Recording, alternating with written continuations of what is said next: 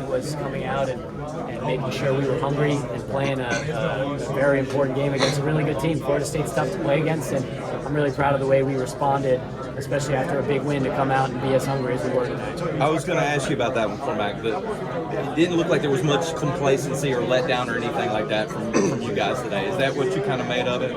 Yeah, there's no room for that in March. That's how you end up going home. And the theme for us is to always be hungry and to never be satisfied. We always know there's more to be done. And so I'm proud of the way we came out tonight and battled. Who pushes that mantra? Is that the coach? Is it from Armando, RJ? Is it collective? Like, where does that? It starts with Coach Davis. He's been saying that for the whole year.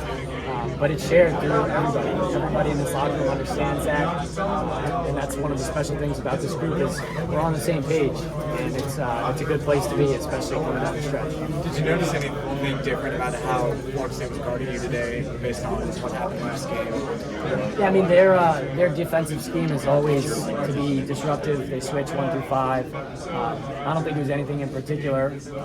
They were closing out, obviously, to me, RJ, Harrison, with energy, because we're going to shoot the ball, but nothing too different. When you see Elliott diving on the floor for those couple of loose balls in the first half, how much does that fire you up as a teammate just to see him? I mean, he changed the game for us. I mean, he had an unbelievable game for so many reasons, but his energy to come in and do that as a freshman, in his first ACCT tournament, that's really special stuff. And I don't know if a lot of people will remember that, but his energy, the way he pushes in transition, his pace, obviously he's such a talented finisher, his passing. Roll. So, I got it. Tore his leg sleeves. Yeah, he did. He's a competitor, and that's why we love him. That's why he fits in here. We have a group of guys who are really competitive and bring energy. Were you aware after making the all-defensive team, Armando had rebranded himself as a 3-and-D guy? Hey man, he deserves it. He deserves it because his defense. I'm so glad he got recognition. His defense has been tremendous this year. He's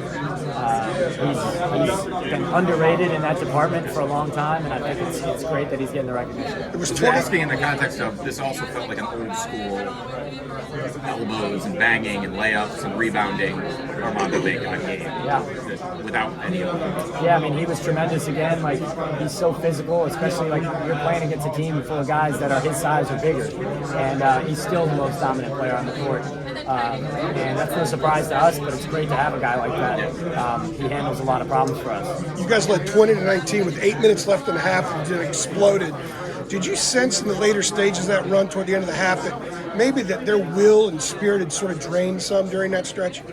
I think so. I think we did a good job of going on a run and then keeping that pressure. We never really let them creep too far back into it, which that was an emphasis for us, was keeping our foot on the gas and making sure we handled business. It looked like that was a 4-phase run. Offensively, you guys were getting the shots you wanted.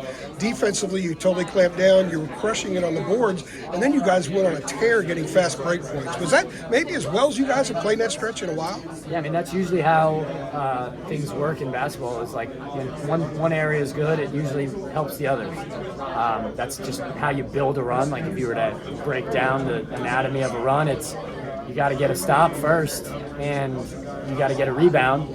Usually then you're in transition, so it's harder for them to guard you. Then you get a bucket, and then they're deflated, and then you get another stop, and there you go. Yeah, that's why I was asking about their spirit. You guys scored 22 straight fast break points after starting at that 8-minute mark. What got you all those runouts? Was it the rebounding? Was it the steals? Combination of both? And did you guys know that you could get those runouts against them? It was both. Defense, I think we did a good job being physical. We were in passing lanes. We were able to turn them over sometimes or force them into a tough shot. We did a good job rebounding the basketball. And then, yeah, we've got a team that can really run. We've emphasized that all year. And so once you get that stop, we're gone and we're out. Cormac, I know that I understand that sometimes you don't like to let us all the way in behind the curtain, but I thought it was interesting talking to Elliott today, and I know you've done that throughout the season. Like, could you share like some of maybe the advice? What were you telling him when you got your arm around him, in the huddles and stuff like that? Because it looks like you're imparting some wisdom. Yeah, I mean, Elliot, first of all, Elliot is like so mature beyond his years. The way you can see it in the way he plays, he's so talented. He really doesn't need a lot of coaching or mentorship, period. Usually in those moments, it's something specific about the play. For the most part, his spirit is like so high that he rarely needs like a pep talk or anything like that. But he's a guy who's been really coachable this whole year, whether that's from the coaching staff, from the older guys.